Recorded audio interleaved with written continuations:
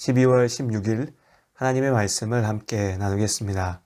오늘 역대하 34장 1절에서 13절까지의 말씀으로 함께 묵상하겠습니다.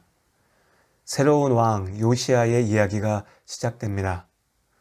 먼저 어제 나누었던 요시야의 할아버지 므낫세의 삶을 다시 한번 생각해 보겠습니다. 므낫세 왕은 왕의 자리에서 저지를 수 있는 죄란 죄는 다 저질렀습니다. 결국 자신뿐 아니라 유다 왕국까지도 멸망의 길로 끌고 갔지요. 전장의 포로로서 적국에 끌려가서 온갖 수모를 겪는 중에야 비로소 그는 하나님 앞에 엎드려 진실로 기도합니다. 이제라도 하나님만이 유일한 세상의 주인이심을 믿게 된 것입니다.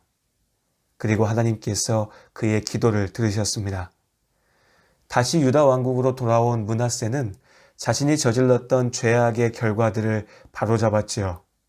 그리고 므낫세가 세상을 떠나고 아들 아몬이 왕이 되었습니다.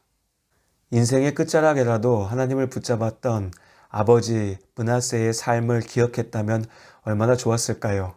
그러나 아몬은 오히려 아버지의 죄악을 그대로 반복합니다. 우상숭배의 죄가 다시 유다를 뒤덮었습니다. 그리고 불과 2년 만에 아몬은 신하들의 반역으로 죽게 됩니다. 백성들을 통하여서 반란이 진압되었고 이제 8살의 어린 요시야가 왕이 되었습니다. 아버지 아몬이 살해당한 자리에 앉게 된 것이지요. 아버지가 죽임당한 그 자리에 앉은 8살 아이의 마음이 어떨까요? 짐작하기도 어렵지만 더없이 큰 상처일 것입니다. 어쩌면 이 아픔이 이유가 되어서 할아버지나 아버지의 악행을 그대로 반복하게 될지도 모릅니다.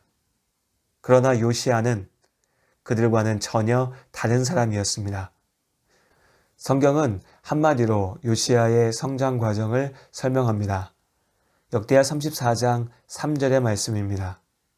아직도 어렸을 때 곧 왕위에 있은 지 8년에 그의 조상 다윗의 하나님을 비로소 찾고 왕위에 오른 지 8년, 이제 16이 된 요시야는 하나님을 향한 믿음을 분명히 했습니다. 삶의 방향을 바로 찾은 것이지요. 이제 20살이 되어서 본격적으로 통치에 나선 요시야의 시작은 아버지와 할아버지가 저질렀던 죄의 열매들을 치우는 것이었습니다. 므낫세와 아몬이 저지른 죄의 시작과 끝은 하나님께 등을 돌리는 것이었습니다. 그들은 믿음의 조상들이 걸었던 길을 비웃었지요.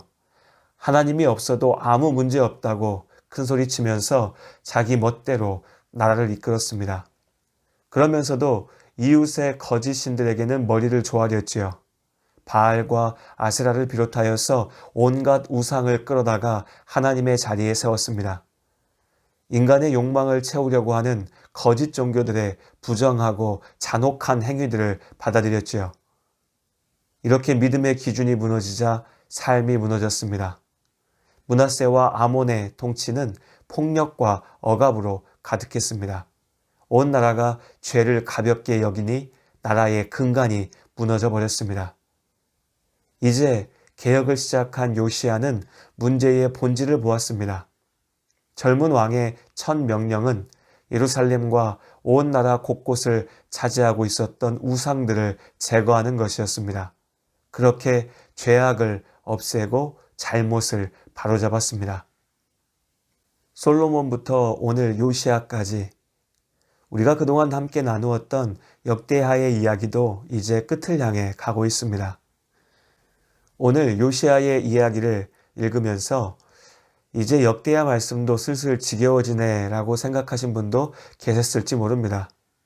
아무리 재미있는 영화나 드라마도 2번, 3번 반복해서 보다 보면 지루해지죠. 뻔히 아는 내용의 반복이니까요. 오늘 아몬과 요시야의 이야기도 그렇습니다. 아몬의 죄는 앞서 등장했던 여러 왕들이 저질렀던 잘못의 반복입니다. 요시야의 개혁 역시도 마찬가지죠. 역시 앞서 등장했던 여호사밧, 또 요아스, 히스기야, 하나님 앞에 선하였던 그 왕들의 삶을 떠올리게 합니다. 죄악의 실패와 은혜의 회복이 반복되는 것이지요. 그러다 보니 좀 지루하죠.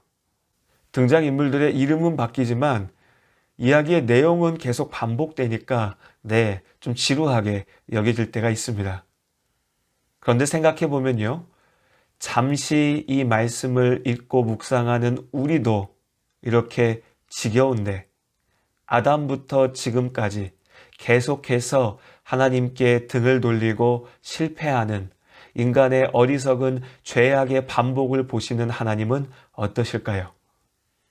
저라면 지긋지긋해서 다 없애버리고 쳐다도 보기 싫을 것 같습니다.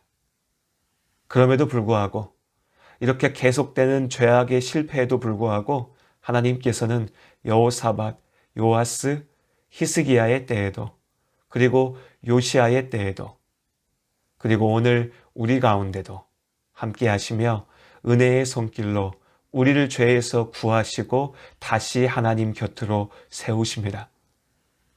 우리는 지긋지긋하고 우리는 지루하다 여기는 그 죄악의 반복 가운데 하나님은 계속해서 우리를 기다리십니다. 하나님이 세상을 지극히 사랑하시기에 우리의 손을 놓지 않으시는 겁니다. 지긋지긋하게 반복되는 이스라엘의 죄악들을 보면서 지금도 우리를 올가매려고 하는 죄악의 무서움을 기억해야 합니다. 날마다 우리의 삶 속에 여전히 뿌리 내리고 있는 그 죄가 얼마나 처절한 것인지, 얼마나 우리의 삶을 괴롭게 하는 것인지 잊어서는 안 됩니다. 예수님의 십자가의 은혜로 우리는 죄를 이길 힘을 얻었습니다. 우리의 길은 실패하는 여로보암의 길이 아닙니다. 하나님과 함께하는 다윗의 길이죠. 오늘도 나를 무너뜨리려 하는 죄악의 유혹과 도전을 하나님의 말씀에 의지하여서 성령의 인도하심으로 이겨내는 우리 모두가 될 수 있기를 소원합니다. 주의 음성을 내가 들으니 사랑한단 말일세 믿는 마음으로 주께 가오니 나를 영접하소서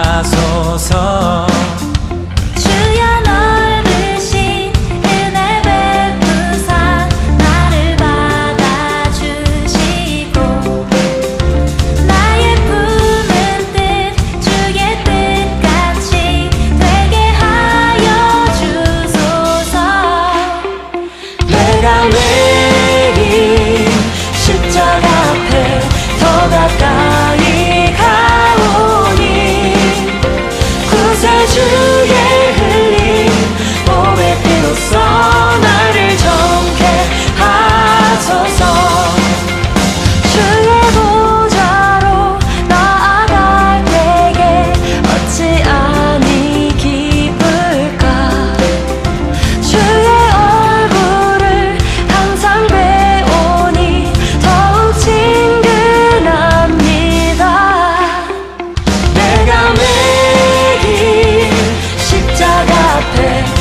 가까이 가오니 구세주의 흘린 봄의 피로써 나를 정케 하소서 내가 매일 십자가 앞에 더 가까이 가오니 구세주의 흘린 봄의 피로써 나를 정케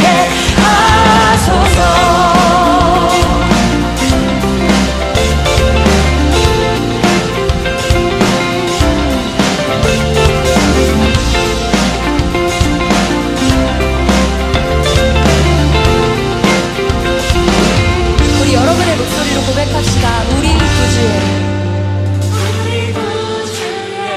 넓은 사랑을 지나갈 자 없으며 주가 주시는 참된 기쁨도